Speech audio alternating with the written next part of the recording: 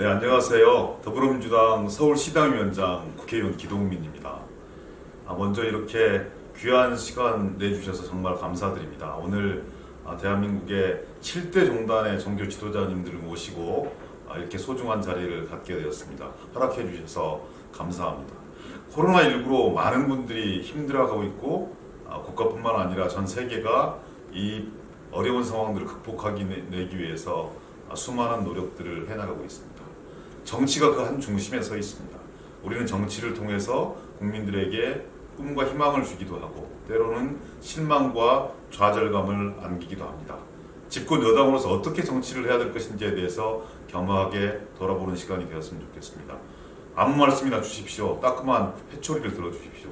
그래서 더불어민주당이 작은 선거의 승리뿐만이 아니라 크게 국민과 어떻게 함께 해야 될 것인지에 대해서 진지하게 고민하고 반성할 수 있는 시간이 되었으면 합니다. 여러분들의 귀한 의견 끝까지 경청하겠습니다. 최선을 다하겠습니다. 고맙습니다. 안녕하세요. 더불어민주당 정책위의장 맡고 있는 홍익표 의원입니다. 오늘 서울시당 주관으로 7대 종단의 지도자분들을 모시고 대한민국 정치의 미래에 대해서 얘기할 수 있는 좋은 기회를 갖게 돼서 진심으로 기쁘게 생각합니다.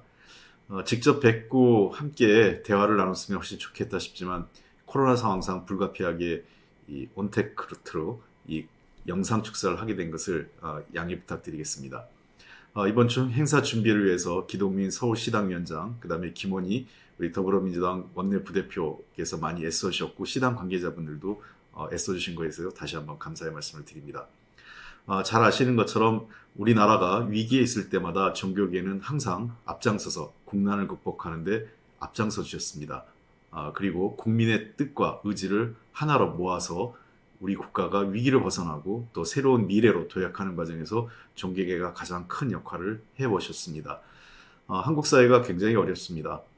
지난해부터 시작된 코로나 팬데믹 위기가 아직도 기승을 부리고 있습니다. 아마 금년 한 해 역시 쉽지 않은 해가 될 것으로 생각됩니다. 그로 인한 양극화, 불평등의 심화, 이것이 대한민국 정치의 극단화 그리고 갈등을 더 심화시키고 있는 요인으로 작용을 하고 있습니다. 종교계 지도자분들께서 우리 사회의 포용성을 좀 높이는 데 함께 해주시면 정말 감사하겠습니다. 불평등과 양극화를 넘어서서 대한민국이 미래로 나갈 수 있는 길을 종교계 분들께서 많이 알려주시고 저희들에게 때로는 좋은, 때로는 질책을 아끼지 않아 주셨으면 감사하겠습니다. 더불어 이러한 대한민국 정치의 극단화 그리고 정쟁 심화를 넘어서는 새로운 대한민국 미래 희망의 정치 그리고 화합의 정치 그 다음에 통합의 정치를 만들 수 있는 초석을 이번 기회를 통해서 많이 가르쳐 주시면 저에게 큰 도움이 될 것으로 생각합니다. 좀 지났지만 다시 한번 우리 모든 분들께 새해 인사와 함께 대한민국이 한층 더 미래로 그리고 통합과 포용의 사회로 나갈 수 있는 계기가 되길 기대합니다. 감사합니다. 안녕하세요. 서울 중랑구갑 국회의원 서영교, 대한민국 국회 행정안전위원회 위원장 서영교가 종교계 지도자님들께 인사 올립니다. 2020년 한 해가 밝았습니다. 하고자 하는 일 모두 이루시고 소망하는 모든 것 다 이루어지길 기원하겠습니다. 오늘 대한민국의 미래 정치 방향과 여당의 역할, 자담회, 함께함을 무한한 영광으로 생각합니다. 오늘 이 자리에 함께해 주시는 박종화 목사님, 암도 스님, 박창일 신부님, 김대선 교무님, 박남수 교령님, 이찬구 박사님, 이상호 대표님께 진심으로 감사의 말씀을 드립니다.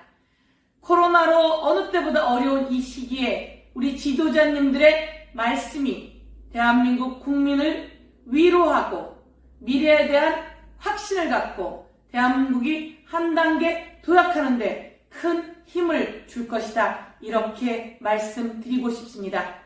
여당에게 좋은 조언과 충고 그리고 길을 제시해 주십시오. 저는 대한민국 행정안전위원회 위원장입니다. 저희 행정안전위원회에서는 전 국민에게 재난지원금을 나눠드리는 일을 결재했습니다. 범죄와 폭력으로부터 국민을 지키는 경찰분들이 저희 행정안전위원회 소속입니다. 그리고 화재와 재난재해로부터 국민들을 구하는 소방청이 또한 저희 행정안전위원회 역할입니다. 서영교 행정안전위원장이 여당과 함께 국민을 구하고 국민들이 한 단계 도약할 수 있도록 이번에 재난 지원과 그리고 국민과 함께하는 일들에 앞장서도록 하겠습니다.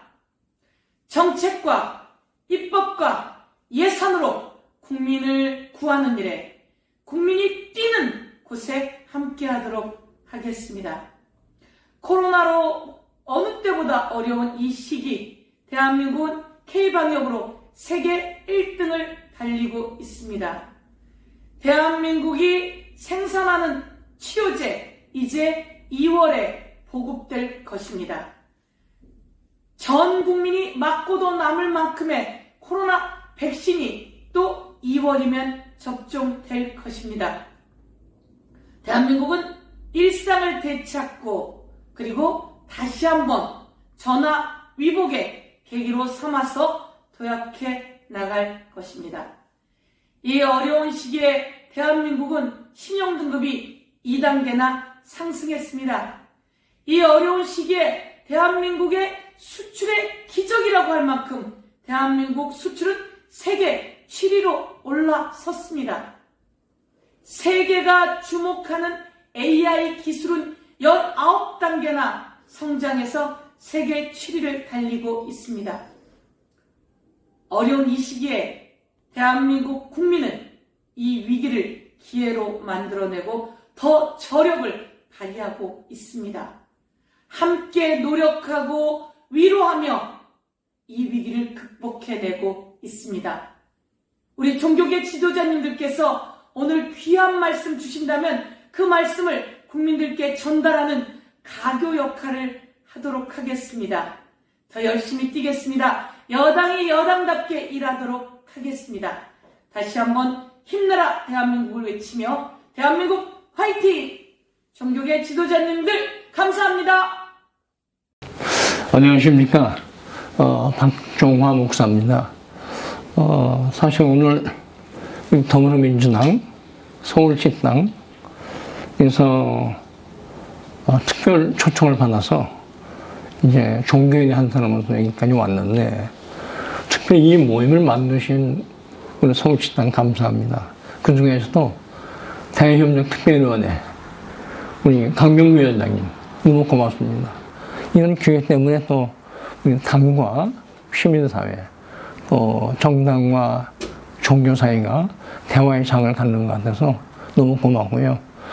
무슨 얘기를 제가 할까 생각하다가 이걸 만드신 분들의 취지를 생각해서 그게 도움되는 몇 말씀을 준비하는 게 옳겠다 생각을 해서 취지대로 저는 한 유권자의 입장에서 또 종교인의 입장에서 또 좋은 정치가 되기를 바라는 하나의 그 시민의 입장에서 제가 제 얘기를 좀 허심탄회하게 드려야 되겠다 이렇게 생각하고 나왔습니다.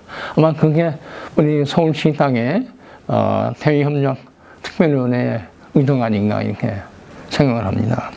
제가 먼저 사과 먼저 드리겠습니다. 최근에 코로나 바이러스 방역 문제로 온 국민이, 온 사회계층이 다 노력을 하고 있는 반에 기독교 일부에서 눈살을 찌푸리게 만드는 이 비협조 사건들이 생겨서 저는 기독교인의 한 사람 입장에서 정말 죄송하게 생각하고요. 그래서 우리 기독교 일부가 갖고 있는 사회적 공공성에 대한 의무 이탈이라고 생각해서 제가 대신 사과드립니다. 그러나 기독교를 포함해서 모든 종교나 또 시민단체가 전반적으로 봐서 우리 코로나 방역 열심히 하고 있기 때문에 저도 잘 되기를 바라고요. 우리 아마 서울시당에서도 열심히 하고 있는 거 알고 감사드립니다. 자, 이 정도 말씀드리고 이제 오늘 얘기를 끌어가고 싶은데 제가 드릴 말씀은 이겁니다. 지금 우리나라가 여러분이 제목으로 주신 것처럼 대한민국의 현주소와 대한민국의 미래가 어디에 와 있고 어디를 지향하고 있느냐. 그 종교의 입장에서 한번 얘기해봐라. 이런 뜻으로 여러분께서 저한테 숙제를 주셨는데요. 자세히 다 들을 수 없고 제가 또 종교의 한 사람으로서 여러 문제 전문가가 아니고 종교의 입장에서 보는 우리 대한민국의 현주소, 미래 입장 이것을 여러분과 함께 좀 나누고 싶어서 오늘 말씀드립니다. 딴 얘기는 너무 많으니까 빼기로 하고요. 지금 작년 한 해 동안 코로나 위기 상태에서 우리가 노력을 많이 해서 전 세계가 보기에 대한민국이라는 나라가 과거에 보지 못했던 새로운 미래상을 제시하고 있구나 하는 감동의 얘기를 전 세계가 주고 있습니다. 코로나 방역이 한 대표적인 사례입니다. 제가 이제 한국인의 입장에서 이런 코로나 방역을 대한민국이 잘 하기까지 그냥 아무것도 빈 공간에서 여기까지 와서 K-방역에 잘 따고 있나. 이제 대한민국 국민의 한 사람 입장에서 전 세계를 향해서 이런 얘기를 하고 싶고 또 우리 더불어민주당, 서울시당, 정당, 사회단체와 함께 나누고 싶은 겁니다. 그건 뭐냐면 여러 가지 얘기가 있습니다만 코로나가 시작하기 직전 전 세계적으로 중요한 통계 하나가 발표됐습니다. 그건 뭐냐니까 전 세계에서 1인당 3만 불 소득과 5천만 이상의 인구를 가진 국가가 현재까지 6나라였습니다. 2019년까지요.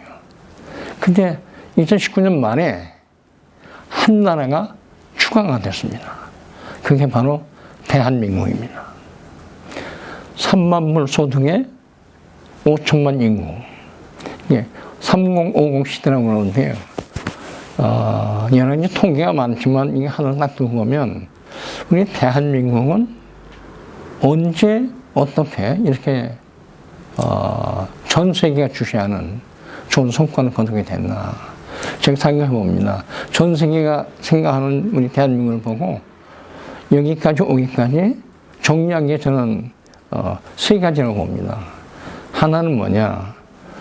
대한민국은 식민지 치하에 있던 아주 어려운 나라였는데 이 나라가 독립하여 또 분단한 얘기까지 여러 가지 그렇지만 식민지에서 독립하여 전 세계 신생 국가들한테 희망을 준 3050 시대의 대표 주자다. 얘기입니다. 솔직히 말씀드리면요. 6나라 3050을 이미 이룬 6나라가 어떻게 되냐면 첫 세 나라는 미국, 영국, 불란서 세 나라입니다. 전통적인 자유민주 서구사회예요. 나머지 셋은 어디냐면 독일, 이태리, 일본. 다 민주국가인 하나, 과거에 2차 대전을 일으켰던 전범국입니다. 근데 이 전범국 세 나라가 합해서 저 3050 클럽에 가입을 했고, 그 전에 미국, 영국, 불란서는 전통적 구미 서구 국가가 이 3050 국가의 주류입니다. 이거 맞지만, 엉뚱한 얘기인데요. 대한민국이 이 두 컨셉트를 뛰어넘어서 제3의 영역으로 7번째 3050 국가의 주자가 되었습니다. 엄청난 얘기예요. 그러니까 특징이 뭐냐니까 대한민국은 우리 6나라와 달리 식민지에서 고생하는 전 세계 수만 백성들, 국가 중에서 이들을 대표하여 식민지에서 벗어나서 자주 독립을 이룬 국가를 대표하여 3050에 가입했다. 두 번째입니다. 독립만 한 게 아니라요. 급격한 경제 성장을 통해서 부를 이루었고 복지사회를 만들었다. 전 세계 모범이다. 세 번째, 중요한 얘기입니다. 이 나라는 이 빠른 시일 내에 누구도 부러워해야 할 민주 사회를 이룩하였다. 독립, 경제적 복지, 정치적 민주화. 하나 더 붙입니다. 이 나라가 여기까지만 온 게 아니라 전 세계가 부러워하는 소위 문화, 기술 강국을 만들어가고 있다. 그래서 우리가 K-팝, K-문화, 그다음 K-기술 해서 지금 제가 설명 안 한다 알겠지만 우리나라가요 코로나 이후 시대에 기술 강국으로서 면모를 아주 쇄신하고 있습니다. 저는 그래서 독립, 경제적인 부, 정책 민주화, 미래지향적인 문화예술 및 기술 강국. 이게 엄청난 사건을 이루었거든요. 이게 우리 대한민국의 현주소고, 이 대한민국 현주소 안에서 정당이 있고, 정부가 있고, 민간이 있고, 우리 시민이 있습니다. 저는 뭐냐면 좀 자부심 좀 가집시다. 분단에도 불구하고 여기까지 성과를 이루었고요. 또 여러 가지 갓난 고초의 어려움에도 불구하고 또 하나 분단 때문에 빈곤 때문에 거기에 지지 않으려고 열심히 나와서 여기 성과를 이루었습니다. 이 모든 성과가 우여곡절을 통해서 여기까지 왔습니다만 저는 지금 우리 대한민국이 걸어온 길이고 앞으로 또 이걸 기화로 걸어가야 할 길이다. 이렇게 생각합니다. 그럼 우리한테 지금 닥친 미래는 어떻게 되는 거냐. 이제 특별히 우리 더불어민주당이 지금 집권당이고요. 정부가 있는데 꼭 이 얘기는 들어야 될 것 같습니다. 사실 우리 더불어민주당이 집권하게 된 계기는 촛불혁명입니다. 촛불혁명의 결과가 현재 정부고 정권이고 우리 국회고 정부고 그렇습니다. 근데 이 촛불혁명은 이 정부한테, 이 당한테, 또 심지어 우리 국회나 정치한테 뭘 했냐면 촛불의 정신을 잘 실천하라고 권력을 위임을 했습니다. 권력을 위임을 했으면 위임한 사람들의 뜻을 살펴서 성실하게 정치를 하시고 경제를 끌고 가고 사회 통합을 이루고 정당을 꾸려가면 됩니다. 제가 묻습니다. 잘 하고 계신가요? 유권자 시민이 말하기 전에 정당 자신들이 한번 대답해 보세요. 촛불 정신을 잘 하고 계신가요? 근데 촛불 혁명이 있은 이후에 또 다른 광화문이 생겼습니다. 촛불이 광화문 출신인데요. 그 촛불 광화문 말고 또 다른 광화문이 생겼어요. 저희 태극기 광화문이었습니다. 제가 여기서 분파적인 얘기를 하는 게 아닙니다. 촛불 혁명이 광화문 촛불이 잘해서 국민의 위를 받아서 멋있게 끌고 갔으면 저는 광화문 태극기는 나오지 않을 수도 있었다고 생각하는 사람입니다. 저는 광화문 촛불의 뜻은 뭐냐면요. 촛불을 주었으니 이 권력을 위임할 테니 이 위임된 권력을 성실하게 행사하십시오. 단 홀로 행사하지는 마십시오. 함께 행사하십시오. 당신을 지원한 일본 20에서 30% 얘기하는 아주 고정 지지자, 또 반대자가 뭐 20% 30% 있다고 그러고요. 나머지 60%, 50%, 60%는 보통 중도라 하는데요. 촛불혁명의 뜻은요, 주도권을 가지고 열심히 하시되 촛불에 관여하지 않았던, 촛불을 믿으나 촛불에 직접 관여하지 않았던 사람들의 심정도 함께 담아서 주도적으로 끌고 가십시오. 이 말은 뭐냐면 승자 독식 하나는 의미가 아니라 승자 협식입니다. 왜냐하면 그것이 광화문 촛불혁명의 뜻이었습니다. 그래서 이제는 여러분께서 꼭 부탁입니다. 촛불을 살리되 촛불에서는 온 국민의 염원을 담은 것이었다. 정파적, 당파적으로 촛불을 해석하지 마시고 범국민적 염원의 뜻으로 해석하시면 좋겠다. 이런 권한을 여러분에게 위임했습니다.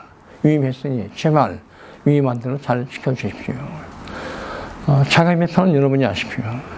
그러나 지금 우리 사회에 지금 광화문 그 태극기 무대나 또 광화문 촛불이 뭐 갈등 상황에 있는 것이 참 안타깝습니다. 갈등 누가 만들었든 간에 이제는 정리할 점이 왔는데 촛불이 정리하셔야 됩니다. 예를 들면 지금 서울시당 여러분에게 호소하고 있는데요. 이 촛불의 영향이 얼마나 컸는지 서울시 구청장을 다 가져가셨죠. 승자 독식입니다. 독식만큼 촛불을 독식만큼 실천하고 계신가요? 독식이 좋은 건 아닙니다만 협식을 해야 되는데 혹시 여러분께서는 이제 또 선거에 또 심판을 받겠습니다만 저는 바라기에는 여러분이 지금이라도 노력 더 하셔서 혹시 독식한 만큼 효과를 내지 못하고 있다고 겸손하게 비판하시면 평가하시면 다시 세우십시오. 그래서 이 시민들이 준 여러분의 그 위임사항을 아주 멋있게 철저하게 그리고 재밌게 감사할 마음으로 실천해 주십시오. 이것이 제가 종교연의 한 사람으로서 부탁하고 싶은 얘기입니다. 그래서 서울특별시는요, 그냥 특별시가 아니고 대한민국의 상징입니다. 아까 제가 말씀드린 3050의 대표적 상징입니다. 이 상징을 더불어민주당 여러분이 책임있게 끌고 갈 그런 기쁨과 책임이 함께 있습니다. 제가 이 얘기를 꼭 드리고 싶었습니다. 여러분 혼자만 권력을 받은 게 아니라 함께 가라고 여러분의 권력을 위임했습니다. 위임된 권력을 독점하지 마시고 잘 아주 공유하시면서 나눠가시기 바랍니다. 권력은요 소유물이 아닙니다. 권력은 위임된 사항입니다. 위임된 사항 성실하게 지켜주기를 바라고 저 시민 한 사람으로서 그러기를 바라고 여러분에게 격려와 함께 축하드리고 또 여러분을 좀 밀어드리고 싶습니다. 꼭 성과를 거두시기 바랍니다.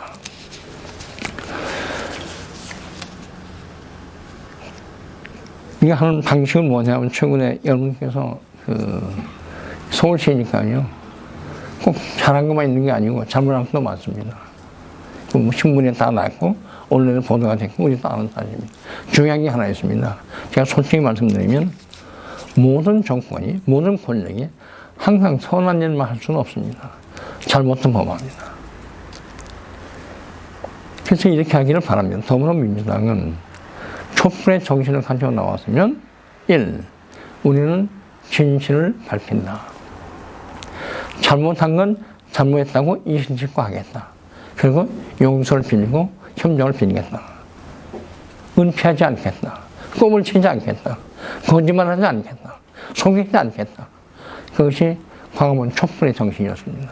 그래서 저는 지금도 좋고 과거치도 좋고 앞으로까지 해서 우리 더불어민주당 촛불 정권이라고 자임하시면 촛불은 정직하다. 촛불은 독식하지 않고 협심한다. 촛불은 함께한다. 이 사실을 알고 계시면 더 많은 지지를 받을 거다 이렇게 생각을 합니다.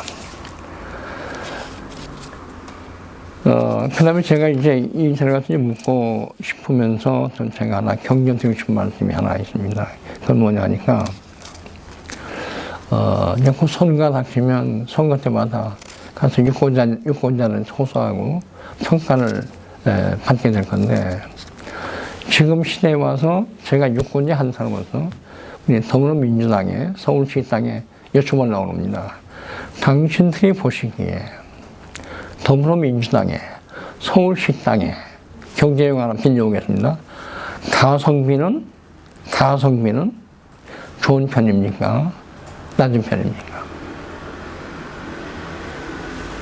가격만큼 성능이 좋습니까? 국회의석을 거의 3분의 2에 가까울 정도로 다툴 점한 만큼 가격입니다.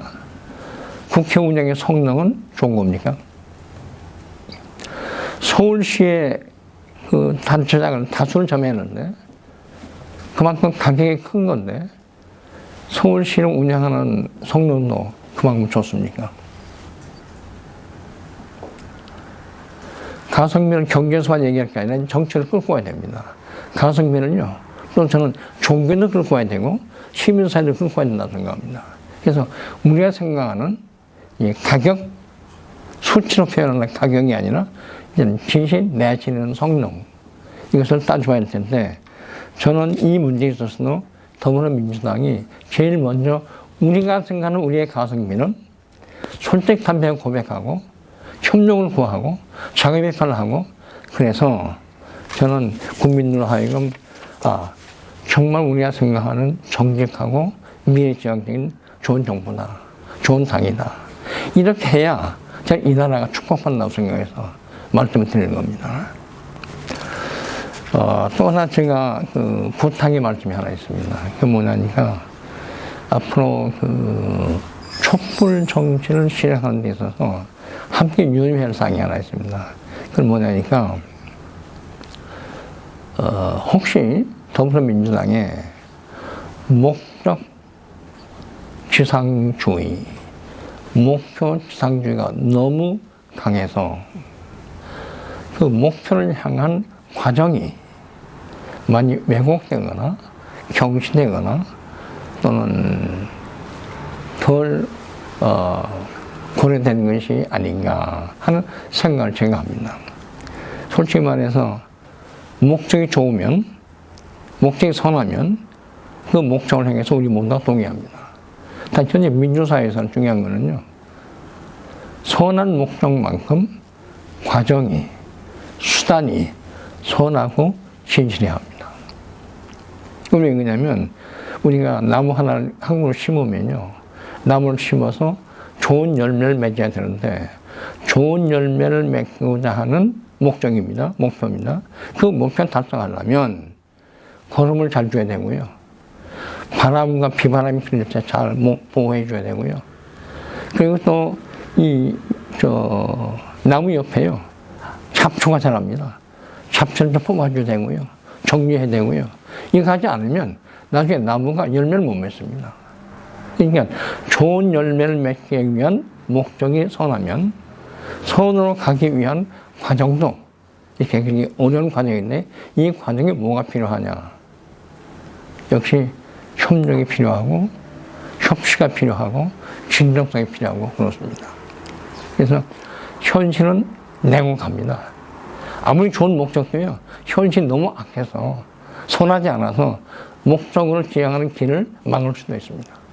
그걸 해치고 나가서 하기 위해서는 선한 목적만큼 과정도 아주 선해야 합니다.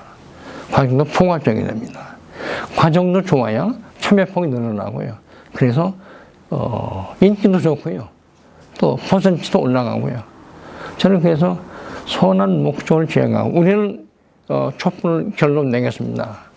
냈으면 가기 위한 과정은 좀 폭이 좀 넓고, 또 많은 사람을 끌어들이고, 독식하지 않고 협치하고, 이런 관계가 꼭 필요하다고 그렇게 생각합니다.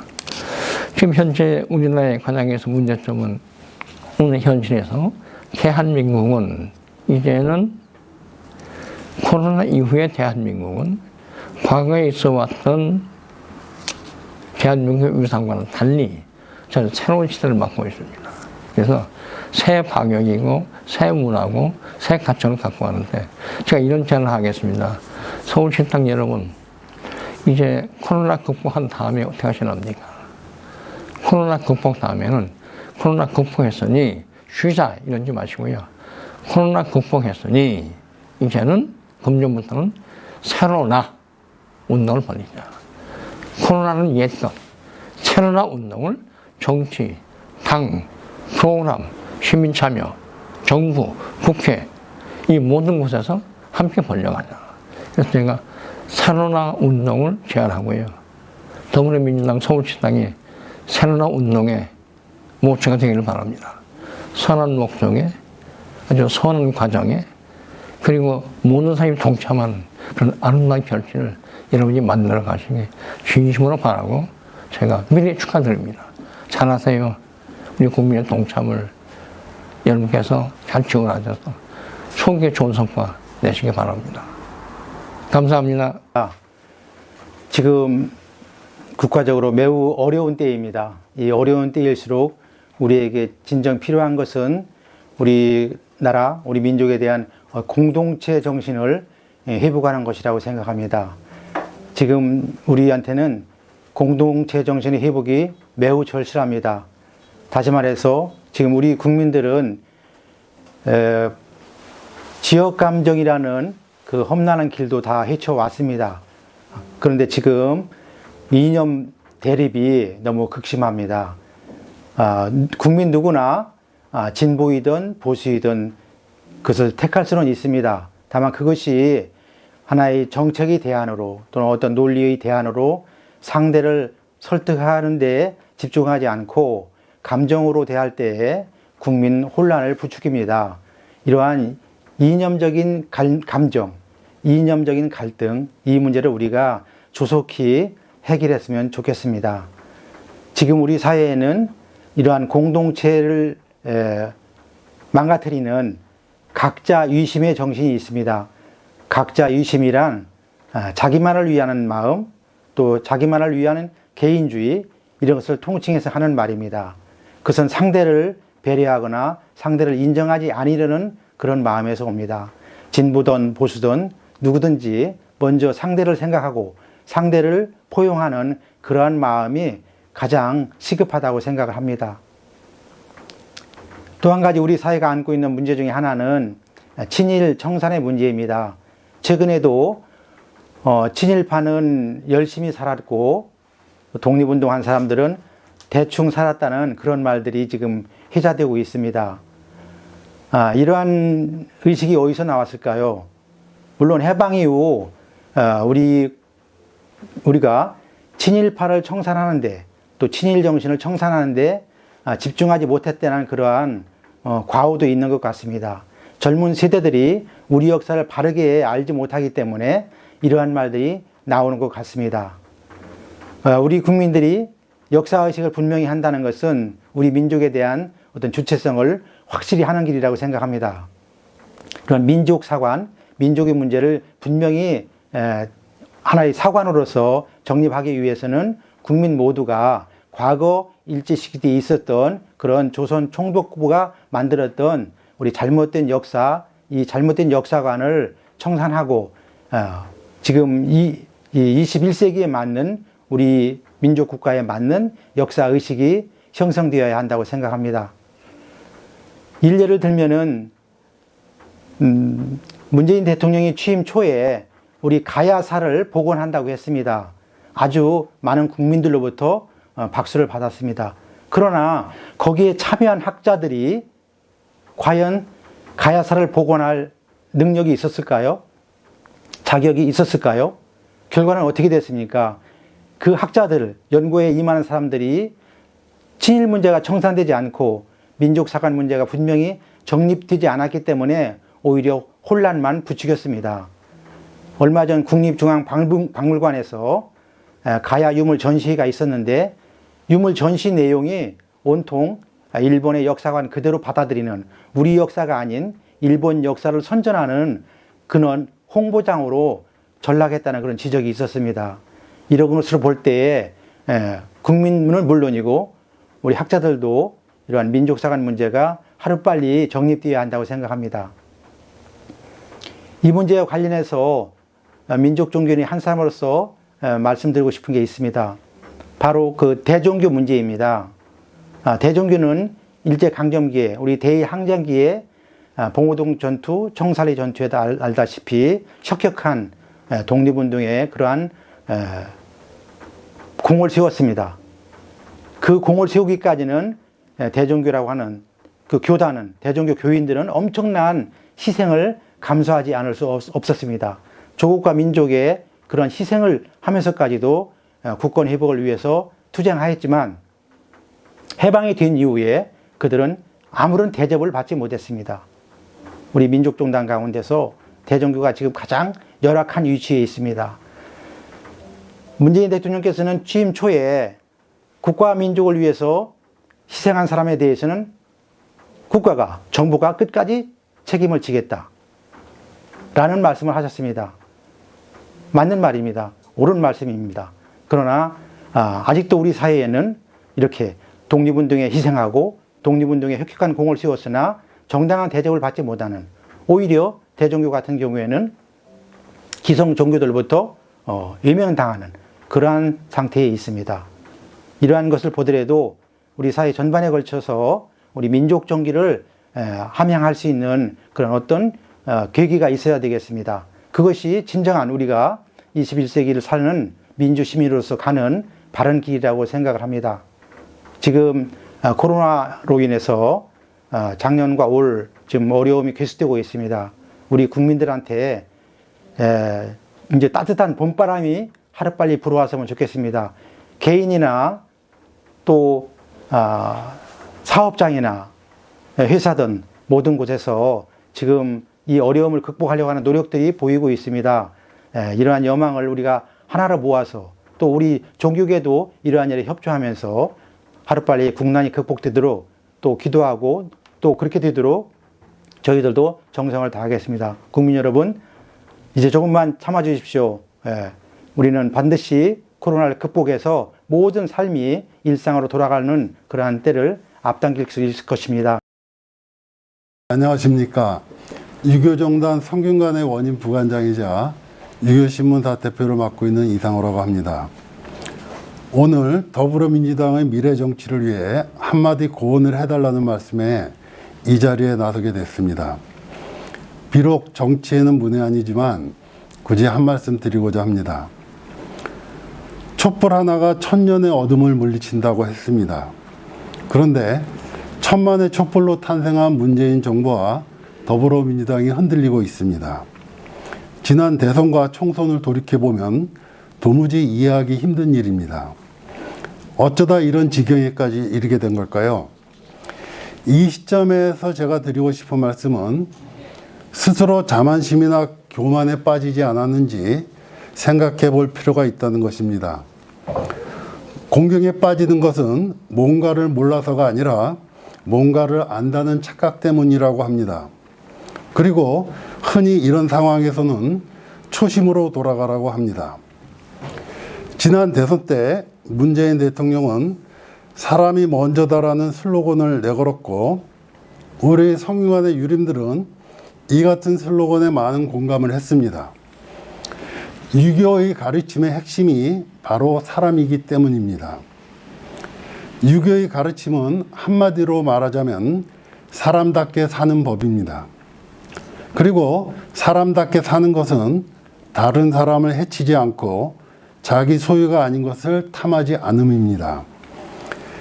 사람답게 살기 위해서는 욕망으로 인해 벽을 뚫고 담을 뛰어넘고 싶은 마음이 생기지 않도록 맹렬히 갈고 닦아야 한다고 말합니다.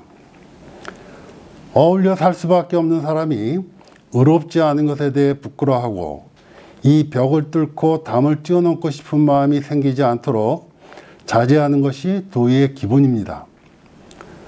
중국 항주의 명소 서호에는 송나라 때 명장 악비의 사당과 무덤이 있습니다. 그리고 이 악비 무덤 앞에는 악비를 모함하고 해친 간신들이 포승줄에 묶인 철상의 형태로 무릎을 꿇고 있습니다. 엄정한 역사의 심판의 현장입니다. 수많은 사람들이 던진 오물을 뒤집어 쓴 채 악비 무덤 앞에 무릎을 꿇고 있는 맥로 진해의 모습은 보는 이들의 낯을 화끈거리게 만듭니다. 오죽하면 침을 뱉지 말라는 안내판까지 붙여놓았을까 하는 생각도 해봅니다. 이 같은 상황을 예상했던 것인지 진해 같은 대간신도 역사에 더러운 이름을 남기지 않으려고 역사를 개찬하고 실록을 날조하려고 했습니다. 문자옥을 일으켜 자신을 칭찬하는 자는 살려두고 솔직한 붓을 휘두르는 자는 제거하는 등 수단과 방법을 가리지 않은 것입니다. 진해가 살았던 당시에도 법과 춤과 간을 구별하는 시대의 상식은 있었습니다. 하지만 법과 상식은 여지없이 유린되었고 이는 과거 국정농단 상황과 크게 다를 것이 없었습니다. 이 때문에 공자는 법으로 이끌고 형벌로 다스리면 백성들의 형벌은 면하지만 부끄러움이 없게 된다고 했고 송사를 처리하는 것은 나도 다른 사람과 같겠지만 반드시 송사가 없게 할 것이다 라고 했던 것입니다. 공자의 이 말씀은 법을 부정하는 것이 아니라 법 이상을 말하는 것으로 법의 존재 이유는 법 없는 사회 구현을 위해서라는 법의 존재 정신 혹은 이상과 상통하는 것입니다. 법을 만들고 운용하는 사람이 우선이라는 유교의 오래된 믿음도 여기에서 비롯합니다. 공자의 가르침을 담고 있는 논어는 배움에서 시작해 사람을 아는 것으로 끝납니다. 혹자는 논어의 이 두 글자만 읽어도 논어를 다 읽은 것이나 마찬가지라고 합니다. 논어 전편의 주제는 사람이고 바로 이것이 분서갱위로도 비림비공으로도 없애지 못한 수천년 유교의 가치이고 생명입니다.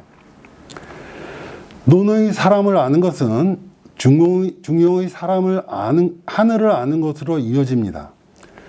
중용에서 공자는 사람을 알 것을 생각한다면 하늘의 이치를 알지 않을 수 없다고 했습니다.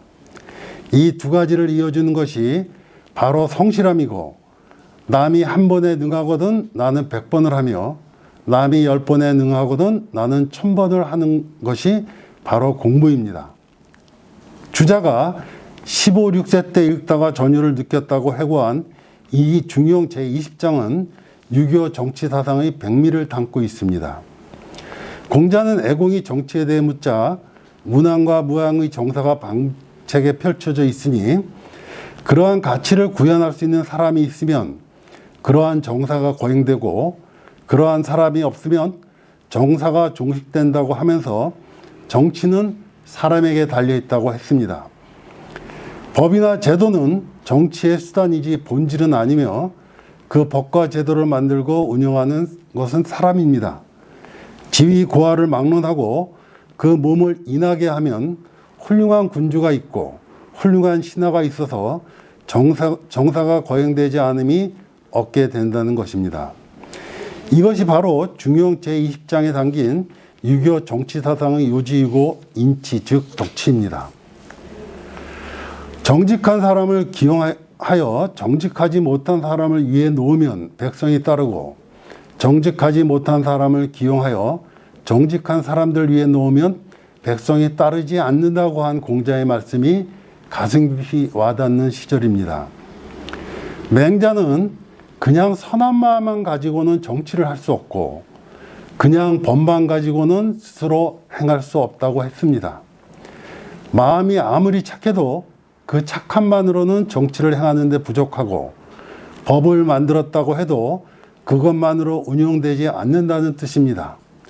즉 선한 마음에 어울리는 실천이 있어야 하고 법에 어울리는 선한 마음이 있어야 한다는 것입니다.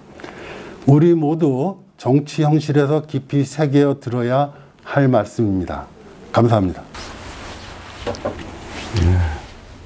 수고하십니다.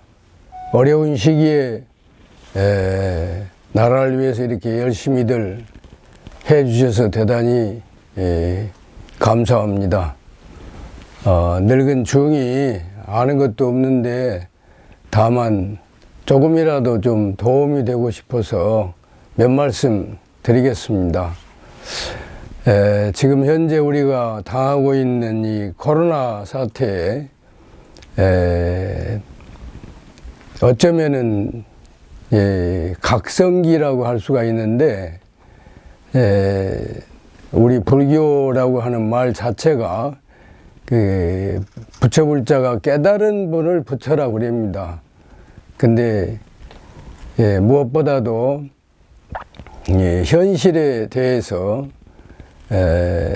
시대 감각이 있어야 되고 또 자기 자신을 깨달아야 됩니다. 근데 그동안에 너무나도 우리가 방자하게 자연을 정복한다고 막 해가지고 함부로 살았는데 이번 코로나 사태로 해서 크게 깨닫는 그러한 기회가 됐으면 합니다. 특히나 여당, 민주당 여러분들이 나라를 위해서 이제 잘 하고 있지만은 항상 자기 반성을 하고 뭐라도 국가를 위해서, 나라를 위해서, 국민을 위해서 희생하는 그런 정신이 있었으면 하는 생각을 가끔 가져봅니다. 근데 무엇보다도 자기 자신을 알아야 돼요. 자기가 뭔가, 자기 자신을 항상 성찰을 해야 되는데, 알고 보면은 소우주라고 합니다. 쉬운 말로 적어도 인간이 우주적인 존재다. 그러면은 시간과 공간을 우주라고 하는데, 시간이 뭔지 공간이 뭔지 이거를 철저히 깨달아야 됩니다. 근데 그거를 모르고 그냥 땅을 함부로 다 제껴버리고 마구제비로 막 이렇게 살아오다가 이 코로나 사태를 만난 것 같습니다. 그러니까 항상 자연에 대해서 숭배를 하고 자기 자신을 항상 겸양하게 그렇게 살아야 되지 않겠나, 그렇게 항상 저는 생각을 해 봅니다. 네, 아무쪼록 우리가 이 코로나 사태로 인해서 세계에서 가장 그 선진국으로 올라갔다는 그러한 평가들을 하는데, 대단히 현 정부가 그동안 나라 위해서, 국민을 위해서 헌신한 대가라고 생각을 합니다. 그리고 앞으로 더군다나 이제 남북 관계를 어떠한 방법으로든지 통일이 되도록 그렇게 잘 해 주시기를 간절히 바랍니다. 이상입니다.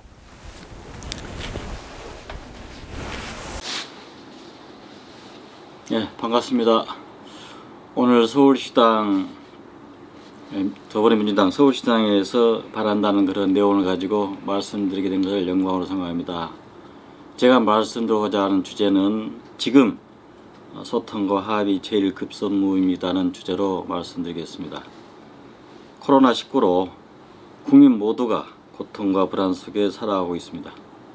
이러한 어려운 시기에 더불어민주당 서울시당 대협력위원회 강명구 위원장님의 노력으로 대한민국 미래 정치 방향과 여당의 역할이라는 주제로 비대면 행사를 마련해 주셔서 감사드립니다. 평소 존경하 없는 종교계 어르신들을 모신 자리인데 대면 행사면 더욱더 알찬 토론이 진행되리라고 믿지만 부득이 코로나로 유튜브 영상을 통해서 말씀드리게 되어 죄송할 뿐입니다. 코로나로 거리두기 등 생활이 불편하지만 상대를 배려하고 존중하여 1등 국가로 뚝선 대한민국은 K-한류, K-방역, K-영성을 주도하고 있다고 봅니다. 다행히 우리 사회가 경험하지 못했지만 국민 모두가 합력 합심으로 고난과 역경을 극복하여 주신 정신문화는 인류 사회가 높이 평가하고 있어서 매우 기분 좋은 일이라고 생각합니다. 하지만 마냥 기뻐할 일은 아닌데 4, 5년 혹은 1, 2년간 현장에서 정치인들이 솔선할 시대적 과부 순간을 당하여 저희들의 쓴소리보다는 이미 여러분들이 당원들의 의견을 수렴하여 민주당의 강령과 정강 정책을 만들어 놓았다고 생각합니다. 훌륭한 강령과 정강 정책을 늘 염두에 두면서 일선에서 활동하시기를 간곡히 바랍니다. 제가 한번 강령을 들여다보니까 유능한 정당, 책임 있는 정부를 통해 공정, 안전, 포용, 번영, 평화를 우리 시대의 핵심 가치로 삼아서 모든 사람이 함께 잘 사는 혁신적인 포용국가를 실현한다고 이렇게 강조하셨습니다. 또 나아가서 우리는 정의가 강물처럼 흐르는 공정한 사회, 누구나 위험으로부터 보호받을 수 있는 안전한 사회, 모든 사람의 권리가 존중되고 함께 잘 사는 포용사회, 양극화가 해소되고 삶이 풍요로운 번영된 나라, 튼튼한 남부와 남북 교류 협력을 통해 평화와 번영의 한반도 시대를 새롭게 열어갈 것을 다짐한다고 이렇게 정리된 내용을 보았습니다. 또한 정강 정책 중 정치는 참여 민주주의와 시민 중심의 정당, 의회 정치를 요구하고 있어서 우리는 다양성과 포용성을 실현할 수 있는 정치 제도를 지향하고 의회 내 당정 간 협력의 정치를 추구한다. 또 정당 민주주의를 실현해 시민 중심 정당을 구현하며 권력 남용과 부정부패를 없애고 공직사회의 공정성과 투명성을 높여 청렴사회를 구현한다고 이렇게 말씀하셨습니다. 이렇듯 강령과 정책만 봐도 국민을 위한 손색 없는 정책 정당이라고 저를 비롯한 국민들은 믿어 의심치 않습니다. 부디 그 정신을 한시도 망각하지 마시기를 바라겠습니다. 제가 몸담고 있는 원불교의 교법 정신은 원불교는 이론주의입니다. 이론은 교조이신 소태산 대종사가 각등한 진리로서 만유가 한체성이며 만법이 한 근원이다. 그런 본문에서 알 수 있듯이 이론은 우주 만유 전체가 한 몸, 한 기운으로 얽혀 있는 자리라고 하셨습니다. 또한 이대 교주이신 정산종사는 이 이론주의에 입각하여 동원돌이, 진리도 하나다, 동기연계, 인류는 한 가족이다, 동척싸움, 세상은 한 일터라는 그런 말씀으로 삼동리를 제창하여 주셨습니다. 이는 하나의 세상이자 한 가족이자 한 일터라고 하셔 전 국민 모두가 하나로 화합 동진하자고 하셨습니다. 또한 소태산 교조는 일찍이 우리나라가 장차 정신의 지도국, 도덕의 부목이 된다고 하셨습니다. 어변송룡은 물고기가 변하여 용이 된다는 말로 개천에서 용량한다는 속담과 상통하는 말입니다. 소태산 대종사는 우리나라가 아직은 미약하지만 정신적으로 장차 세계 여러 나라 가운데 제일 가는 지도국이 될 것이니 지금 이 나라는 점진적으로 어변송령이 되어가고 있다고 하셨습니다. 정직과 진실과 신뢰로 바로 서야 정신적으로 1등 국가, 경제적으로 세계 1등 국가로 우뚝 설 수 있다고 하겠습니다.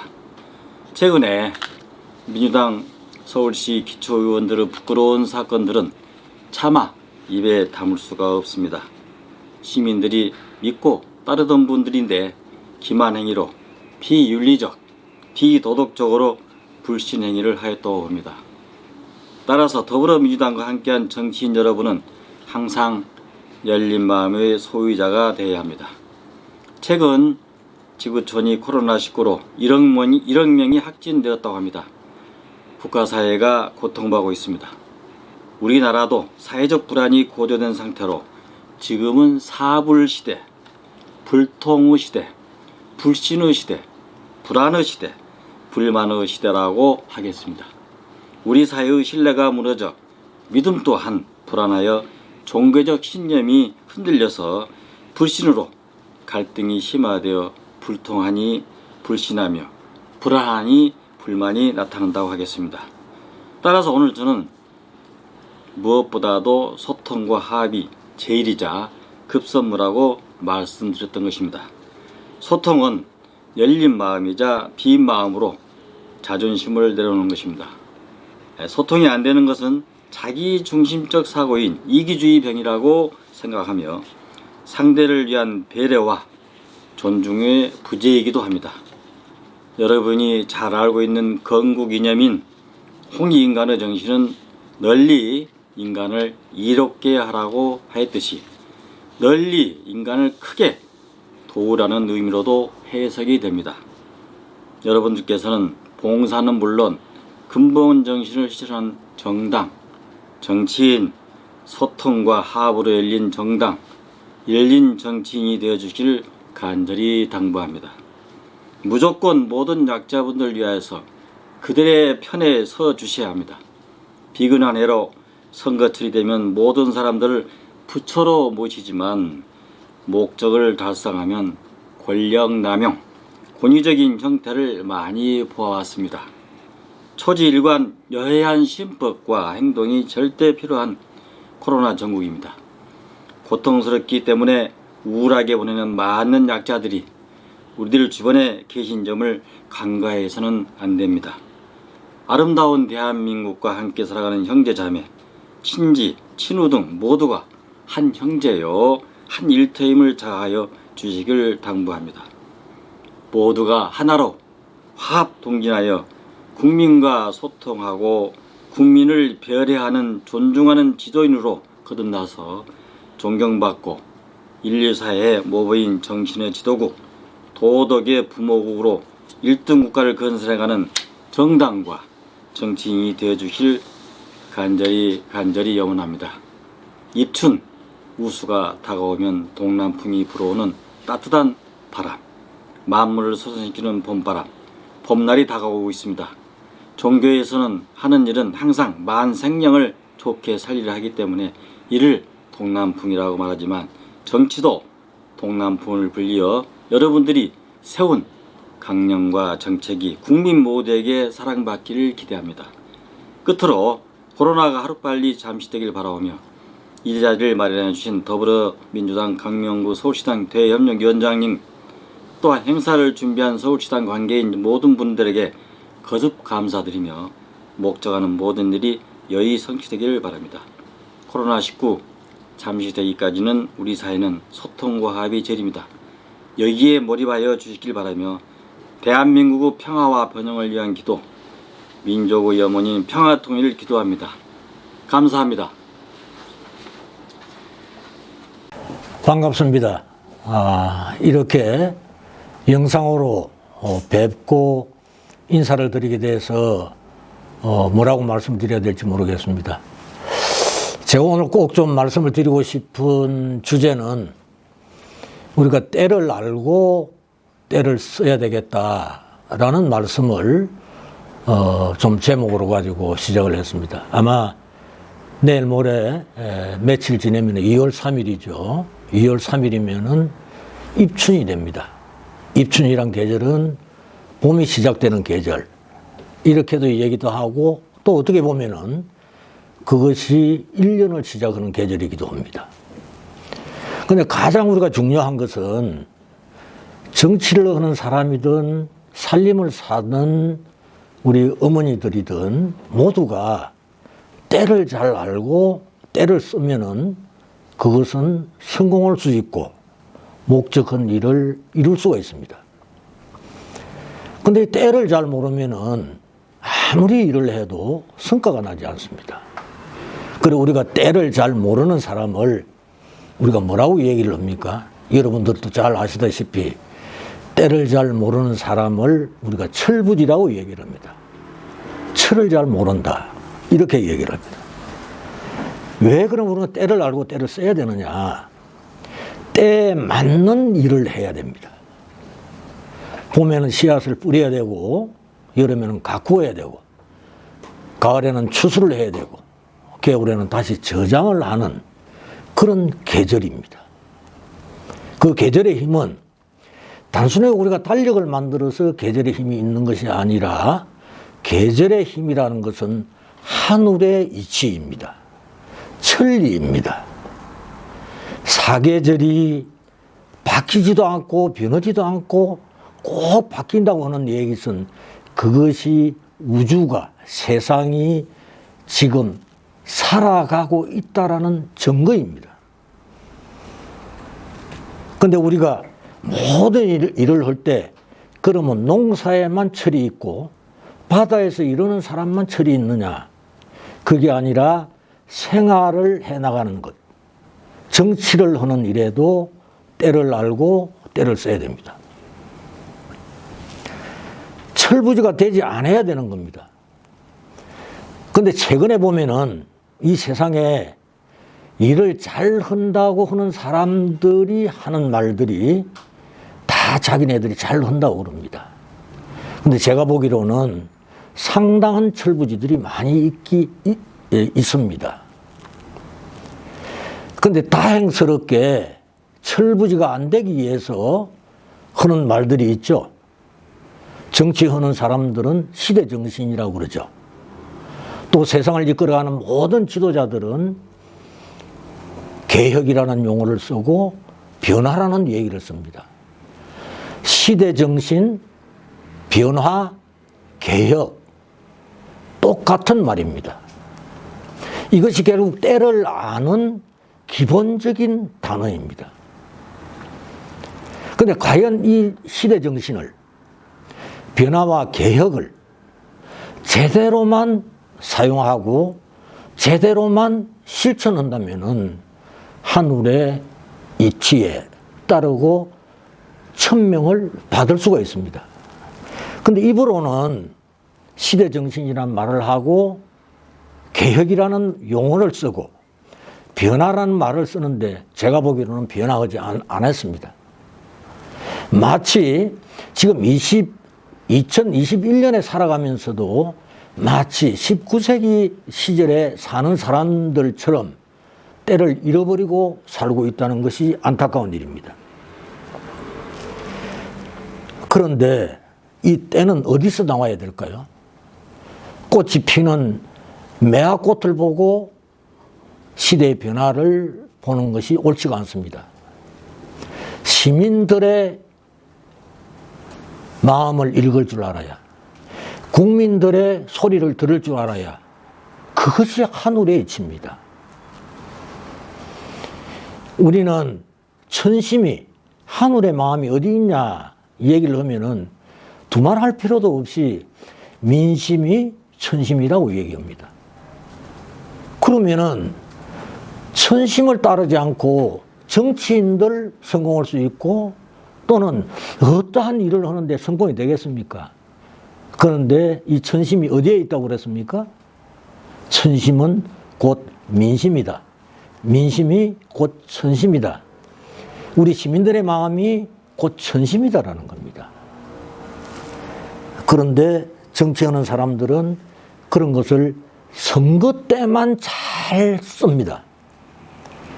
선거 때 정치하겠다고 나선 사람 보면은 시대정신, 변화, 개혁 안 하는 사람이 없습니다. 선거 끝나면은 그거는 서랍 속으로 들어가 버리고 맙니다. 왜 제가 이 말씀을 오늘 좀 중요하게 얘기를 하느냐 하면은 우리나라의 주인이 누구일까요? 나라의 주인이 국민입니다. 나라의 주인이 시민입니다. 지금으로부터 100년 전, 101년 전 정확하게 1919년 4월 13일 날 우리는 3월 1일 날 독립만세 운동을 일으키고 위대한 운동을 일으켰습니다. 그리고 그 다음에 4월 13일 날 임시정부 임시의정원에서 우리나라를 새로운 나라를 만들겠다고 했죠. 대한제국이 아니라 대한민국을 만들었습니다. 이것이 오늘날 우리 대한민국의 기본이고 그것이 우리나라의 근본입니다. 제국은 제왕의 나라, 왕의 나라가 3.1운동을 통해서 백성의 나라로 만들었습니다. 시민의 나라로 만들었습니다. 국민의 나라로 만들었습니다. 그리고 그 이후에 우리나라는 헌법을 만들었죠. 대한민국은 무슨 나라? 대한민국은 민주공화국이다. 대한민국의 주인은 국민이고 모든 주권은 국민으로부터 나온다.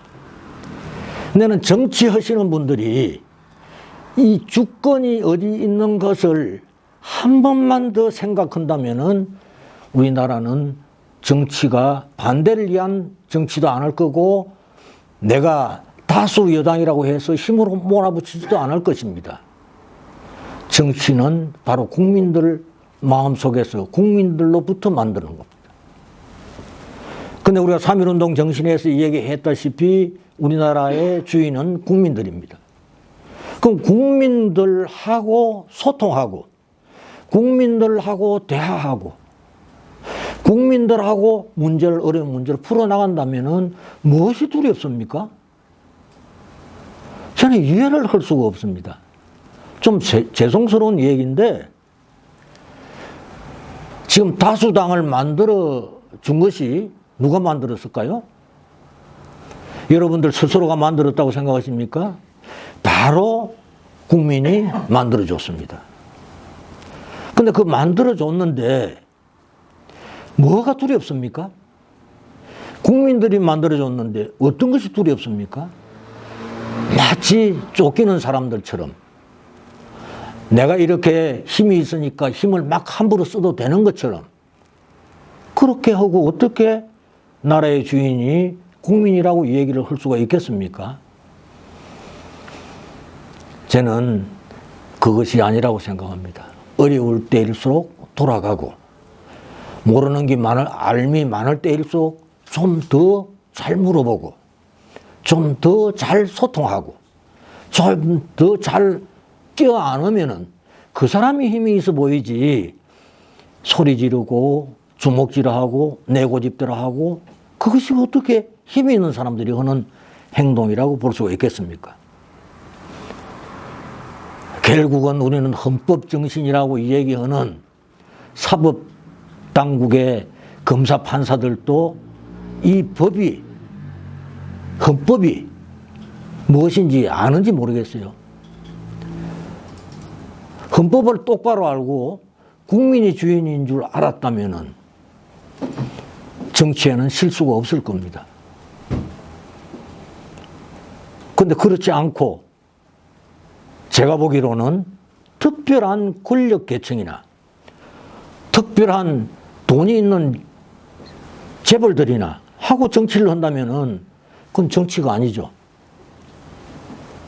그것이 어떻게 때를 알고 때를 쓰는 그런 정치가들의 행동이라고 볼 수가 있겠습니까?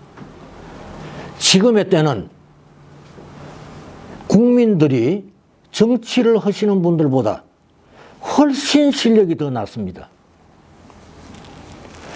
밀어붙이거나 힘으로 하려고 하는 것은 내가 실력이 모자라거나 내가 힘이 없을 때 하는 일입니다. 저도 시민운동을 해봤습니다만은 힘이 없을 때 호소도 하고 매달려 보기도 하고 안 되면은 고집도 피워보고 합니다. 근데 힘이 있는데 왜 그럴 필요가 있을까요? 힘이 있는 사람은 언제든지 소수의 사람들, 소외계층의 사람들, 우리 국민들을 껴안을 줄 알고 포용할 줄 알고 그 말을 들어줄 때 그것이 오히려 더 힘이 있는 겁니다. 싸움이라는 것은 내가 한다고 이기는 게 아닙니다. 남들이 볼 때는 내가 소리가 더 크고 주먹이 더 세면은 이게 보이는 거겠죠. 그러나 끝에 가서는 그 사람은 반드시 패배합니다. 그거 반드시 기억해야 됩니다. 옛날에 우리 선조들이 싸움을 할 때 그 닭을 싸움을 붙이는 경우가 있습니다. 뭐 소도 싸움도 있고 닭도 싸움이 있습니다. 근데 닭에서 제일 잘 싸우는 닭이 어떤 닭인 줄 아십니까, 여러분들? 목개입니다. 나무로 만든 닭입니다. 나무로 만든 닭은 남을 쫓거나 물거나 공격하거나 하지 않습니다. 그저 공격당하고 밀어붙이면 밀리고 그런데 마지막에 이기는 것은 한 번도 공격하지 않았던 그 닭이 이기는 겁니다. 지금 이 시대 마치 누가 잘났다고 마치 내가 제일 잘하는 것 같다고 이 얘기 아무리 한들 미래 판단을 했을 때 누가 잘했느냐 하는 것이 판정이 날 때 진정한 승자는 거기에 있기 마련입니다. 그렇기 때문에 우리는 힘이 있는 사람은 포용할 줄 알고 화합할 줄 알고 국민과의 소통할 줄 알아야 그 사람이 힘이 있는 것이지 그저 지금 내 목소리가 좀 크다고 그것은 이기는 것이 아닙니다. 제가 요즘 보니까 국회도 왜 그러면 그럴까? 정치하는 사람들이 왜 그럴까? 정치하는 사람들은 혹시 실력이 없는 거 아닙니까? 적어도 국회의원 숫자가 300명의 국회의원이 있다라고 하면은 그게는 국민 모두의 다양성의 지식들을 다 가지고 다 잘 알아야 됩니다. 내 지역구에는 우리 지역구 유권자들이 어떤 어려움이 있을까?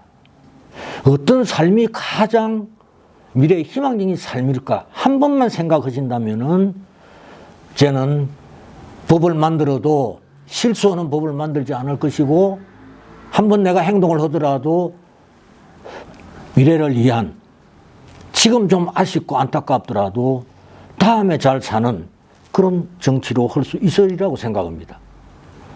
실력 없는 사람들이 그저 힘으로 밀어붙인다면 그것은 올바른 정치라고 볼 수가 없는 겁니다. 우리 대한민국이 지금 위기에 처해가 있죠. 코로나19입니다. 코로나19라고 하는 이 어려운 질병의 시대, 어떻게 보면은 세상이 망하는 지금 병입니다. 그런데 이것을 우리 국민들은 잘 지금 참고 견디고 세계에서 모범이 되는 K방역이라고 하는 이러한 슬기로운 일을 하고 있습니다. 이거 어디서 나왔습니까? 3.1운동 당시에 기독교, 불교, 천도교가 손을 다 잡고 만세운동을 불렀습니다. 왜 3.1운동을 위대하다고 할까요? 왜 위대하다고 하는지 아십니까 진짜로? 종파가 틀리고 교파가 틀리면서도 오로지 일어나 독립을 위해서 우리 한 목소리를 냅시다. 그것이 위대했습니다. 세계 어디 나라에도 종파가 틀리고 교파가 틀리는데 나라를 위해서 함께 했던 나라는 대한민국뿐입니다. 그 정신이 대한민국의 정신입니다. 저는 3.1운동 100주년을 기념 사업을 맡아가 하면서 눈물도 많이 흘렸습니다. 어떻게 3.1운동 100주년 기념 사업을 하겠다는데 정치권에서는, 나라에서는 시민들이 모여서 하겠다는데, 전국의 230개 지방자치단체에서 다 모여서 하겠다는데, 왜 제국에서 민국을 만들어줬는데 제국에서 민국을 만든 그 사람들의 후손들이 다시 100년 전의 목소리를 내겠다고 그러는데 왜 그 모르는 척 하십니까? 우리는 그래도 했습니다.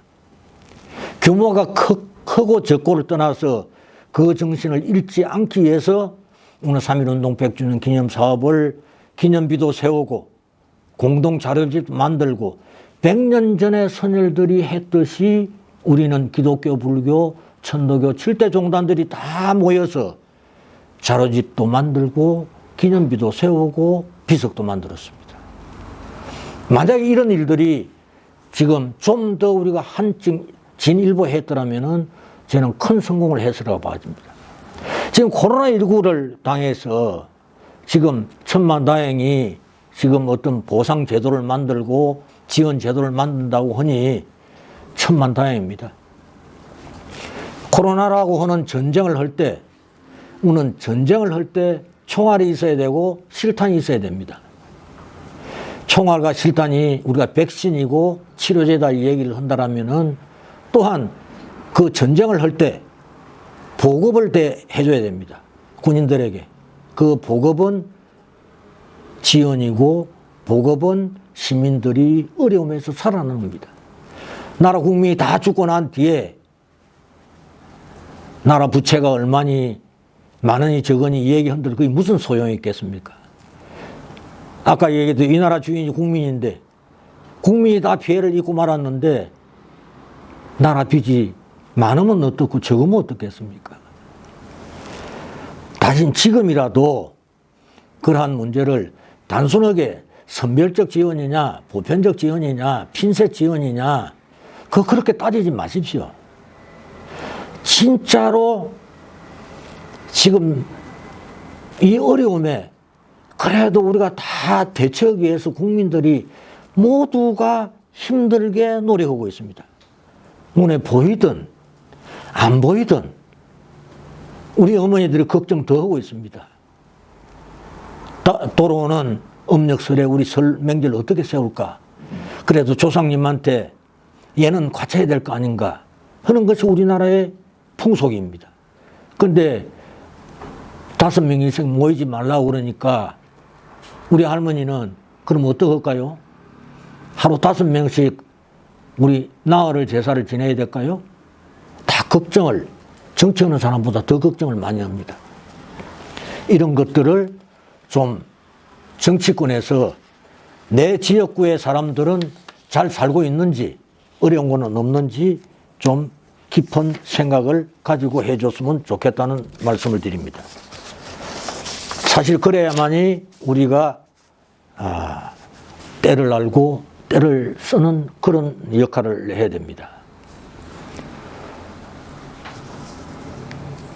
각자의 지역구에는 무슨 일이 있는지, 또 무슨 어려움이 있는지, 한쪽으로도 쏠리는 건 없는지, 또 불만은 없는지, 소통이라는 문제 가지고 한 말씀만 제가 말씀드리고 얘기를 좀 매듭을 해야 될 것 같습니다. 소통하십니까? 소통을 좀 공청회도 하시고 좀 끼리끼리 모여서 얘기도 좀 들을 줄 아시고, 저는 그 기념사업을 하면서 300명이 모여 있는 여의도 가서 소통은 과학안에 국회의원들 만나지도 못했습니다.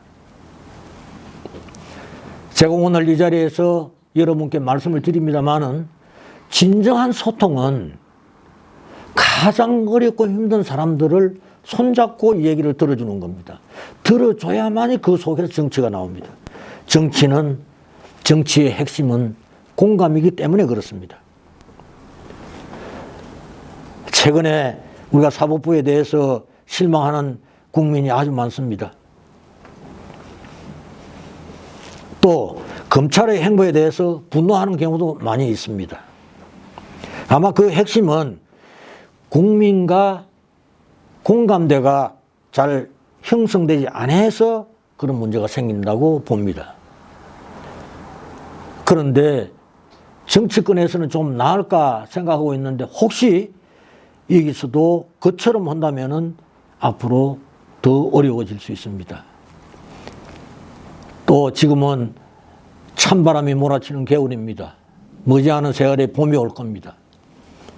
찬바람이 불 때 잘 준비를 안 하면은 씨앗이 다 얼어 죽어버리고 나면은 새해 입춘이 지나서 심을 씨앗이 없어질 겁니다. 준비는 추울 때일수록, 어려울 때일수록 하는 겁니다. 좀 더 가슴을 열고 소통하십시오. 대한민국은, 한 가지 예를 들면은, 대한민국은 세계에서 어느 나라 못지않게 다종교 국가입니다. 어느 종교에 유권자 수가 많다고 그 종교는 대화를 하고, 좀 종교에 지금 교인 숫자가 좀 적다고 대화를 안 하고 거의 소통이 되겠습니까? 우리 선열들은 그리 안 했습니다. 감리교가 8명, 장로교가 8명, 천도교가 15명, 불교가 2명, 33명이 모인, 거기에서도 어느 누구도 우리가 많이 했다, 우리가 다 했다는 얘기 안 했습니다. 다 함께 했다고 그럽니다. 함께 해야 됩니다. 절대적으로 우리는 함께 해야 됩니다. 함께는 소통하고 신령이 있어야 되고 껴안을 줄 알고, 그래야만이 소통이 가능합니다. 민심은 천심입니다. 하늘의 감흥을 받지 않고 어떠한 일도 성공하지 못합니다. 그 성공은 곧 민심을 천심으로 아는 그 시간, 때를 알고 때를 써야만이, 지금은 그 때를 알 때입니다. 어려울 때일수록 어려움 속에는 진정한 씨앗이 봄을 기다리고 있다는 것을 여러분들이 기억하시고 소통하시고 깨어나 주시고 국민들의 아픔을 들어주는 그런 때가 지금의 때입니다. 감사합니다. 고맙습니다. 안녕하십니까. 저는 천주교 박창일 신부입니다.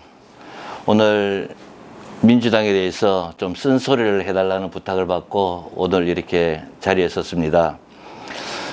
부탁을 받고 가만히 생각하니까 민주당에 대한 쓴소리를 하려고 생각하니까 우리 천주교의 가톨릭의 그 모습들이 더 많이 떠올랐습니다. 지난 2000년의 가톨릭 역사에서 보면 수많은 허물들이 많이 있었습니다. 그 허물들을 바라보면서 오히려 우리 교회가 가지고 있는 큰 그 격언 중에 하나가 에클레시아 셈펠 레포르만다라는 라틴어 격언이 있습니다. 이 말은 교회는 항상 쇄신되어야 된다, 개혁되어야 된다 하는 뜻입니다. 교회가 우리가 2000년 동안 오면서 많은 때를 묻은 것들을 걷어내고 쇄신했던 하는 그 일들을 저는 민주당에서도 똑같이 해야 된다고 봅니다. 민주당이 그래도 우리나라 역사 이후에 한 정신으로서 이름이 몇 번 바뀌었습니다만 그 정신을 해온 제일 오래된 정당인 만큼 이 정당이 해오면서 가지고 있는 장점도 있지만은 또 여러 가지 잘못된 실수도 있었을 겁니다. 그런 면에서 민주당도 항상 쇄신되고 개혁되고 해야 한다는 것이 제 얘기입니다. 이런 태도를 가지지 않으면, 태도의 문제인데 태도를 가지지 않으면 국민들로부터 사랑받기가 굉장히 힘이 듭니다. 사실 국민들을 볼 때 어떤 정당의 능력이라 그 성과보다는 그 정당의 태도를 더 많이 봅니다. 그래서 항상 정당에 있는 분들은 또 정당은 겸손한 마음을 가지고 있어야 되고 사람들의 말을 잘 듣는 경청함을 가지고 있어야 됩니다. 근데 때로 보면 정당은 그런 겸손함이나 경청함보다는 오만함이나 아니면 다른 사람을 계몽시키려고 하고 지도하려고 하는 그런 태도를 가진 적도 있었습니다. 만약에 정당에서 국민들에 대해서 오만함을 가지거나 지도한다, 계몽한다는 생각을 가지면 국민들은 바로 등을 돌리게 됩니다. 그래서 정당에서는 어떤 정책을 할 때마다 내가 하고 싶은 정책보다는 국민들이 유권자들이 원하는 정책을 만들어가는 것이 더 올바른 태도라고 생각합니다. 선거 때문에 보면 국민들을 보면 우리가 상식적으로는 각 정당의 정강 정책을 보고 투표한다고 생각하시지만은 실질적으로 보면 국민들은 투표할 때 호불호로 투표를 하게 됩니다. 내가 좋아하는 정당, 내가 좋아하는 사람을 찍게 되고 내가 싫어하는 정당, 내가 싫어하는 사람을 찍지 않게 되는 것입니다. 그만큼 정당인으로서 또 정당으로서 가져야 될 가장 큰 근본적인 문제는 이 태도를 올바르게 가지는 것이 정말 중요하다고 생각합니다. 또 다른 두 번째로 말씀드리고 싶은 것은 여당으로서 민주당이 여당으로서 어떻게 해야 될 것인가 하는 문제입니다. 야당은 정부를 견제하면 되겠습니다만은 사실 여당은 정부를 견제하는 것뿐만 아니라 지도를 해야 됩니다. 즉 이끌고 가야 된다는 얘기죠. 예를 들면 이렇습니다. 지금 전 세계가 대한민국의 방역, K방역이라고 얘기를 하죠. 방역에 대해서 굉장히 많은 칭찬을 하고 있습니다. 방역에는 저는 전문가는 아닙니다만 제가 생각할 때는 방역에는 두 가지가 있습니다. 감염병을 예방하는 과학적인 방역과 그 다음에 정치적인 방역이 있다는 것입니다. 감염병을 예방하는 과학적인 방역은 질병본부나 아니면 질병청이나 또 정부에서 이런 것들을 해나가는 역할을 하게 되는 것이죠. 그래서 대부분 다 이 감염병을 막기 위해서 가장 효율적으로 사용한 방법들이 각 나라가 바로 봉쇄였습니다. 즉 락다운이라고 얘기하죠. 중국의 우한에서 코로나19가 일어났을 때 도시 전체를 다 봉쇄를 시켰습니다. 즉 83일 동안 봉쇄를 시키면서 그 감염병을 막았고요. 또 감염병의 가장 또 모범 국가로 불리는 뉴질랜드나 오스트레일리아도 모두 다 락다운을 하고 다 도시를 전부 다 스톱을 시켜버렸습니다. 그렇지만은 우리나라에서는 이런 락다운 없이 또 봉쇄, 전면적인 봉쇄 없이 지금까지 이 감염병 예방을 해오는데 모범을 세울 수 있었습니다. 두 번째 방역이 제가 말씀드린 대로 한다면 정치적인 방역입니다. 이 정치적인 방역에서 여당의 역할이 드러나게 되는 것입니다. 예를 들면 정치적인 방역이라는 것은 그 방역을 함으로써 국민들이 안았던 그런 어려움들과 그런 곤란함들을 또 재난지원금이라는 것으로서 지원하고 도와드렸던 것, 이런 것들이 바로 정치적인 방역이겠죠. 그래서 우리나라 대한민국 같은 경우에는 이 과학적인 방역과 정치적인 방역이 조화를 이루어서 지금까지 해왔기 때문에 전 세계 사람들이 다 우리나라의 방역에 대해서, 즉 K 방역에 대해서 부러워하고 또 칭찬을 하고 있는 것입니다. 그러나 우리가 또 되돌아보면 2020년 작년을 되돌아보면 이 방역을, 과학적인 방역을 무시하고 정치적인 방역만 내세워서 실패한 나라들이 있습니다. 그 대표적인 나라가 바로 트럼프의 미국이었죠. 트럼프는 과학을 신뢰하지 않고 정치를 앞세워가지고 하는 바람에 수많은 사람들이 감염병에 걸렸고 또 수많은 사람들이 감염병에 의해서 사망을 하게 되는 그런 일이 있었던 겁니다. 우리나라는 이 정치적인 방역과 과학적인 방역을 조화를 이룸으로써 작년에도 전 OECD에서 우리가 마이너스 1%로 가장 경제 성장이 가장 좋았던 나라이기도 합니다. 이런 것들을 할 때에 항상 여당에서, 민주당에서 정부 쪽을 견인하고 이끌어가야 됩니다. 지금도 많이 얘기가 나오고 있습니다만은 기재부에서는 항상 그 빚에 대한, 국가 채무에 대한 것을 얘기하면서 이것을 소극적으로 나옵니다. 정부는 이렇게 소극적일 수밖에 없는 입장을 가지고 있습니다. 그만큼 또 책임이 강하기 때문이겠죠. 이럴 때 여당에서는 좀 더 과감하게 국민들의 목소리를 대변하면서 더 그 정치적인 방역을 더 많이 세우고 만들어 나갈 때에 우리나라의 이 방역이 더 나아질 겁니다.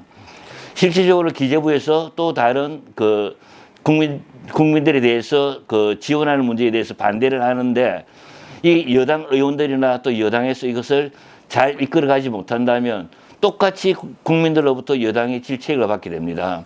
모든 것들을 정부에만 맡기지 말고 여당 국회의원으로서 아니면 여당 집권당으로서 이것들을 만들어 나갈 때에 국민들은 여당에 대해서, 민주당에 대해서 더 신뢰를 하고 하게 될 것입니다.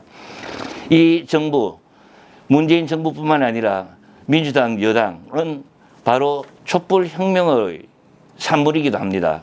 촛불혁명으로서 이 정부를 세웠고 민주당에게 180석이라는 엄청난 국회의원 수를 다 가져다 주은 것이죠. 이것을 국민들이 촛불의 힘으로써 또 정부를 만들었고 또 민주당이 힘을 못 대는 것은 바로 개혁을 하라는 겁니다. 정부가 개혁을 제대로 하지 않을 때 민주당에서 당에서도 그것을 끌고 가야 됩니다.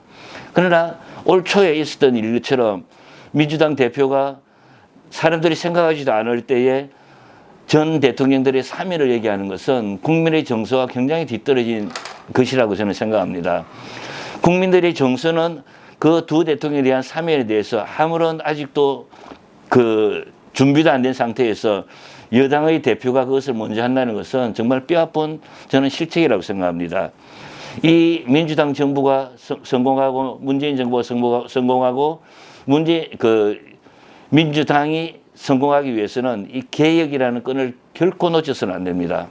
물론 항상 귀를 열고 국민들의 말을 잘 경청하면서 겸손한 태도로 해나갈 때에 민주당은 앞으로도 또 좋은 결과를 가지고 또 문재인 정부는 성공한 정부로서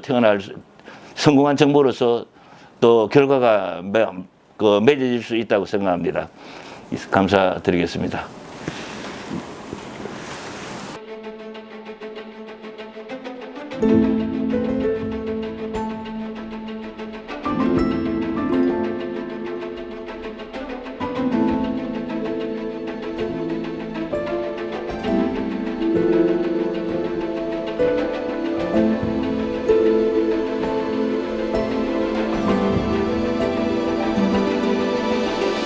you.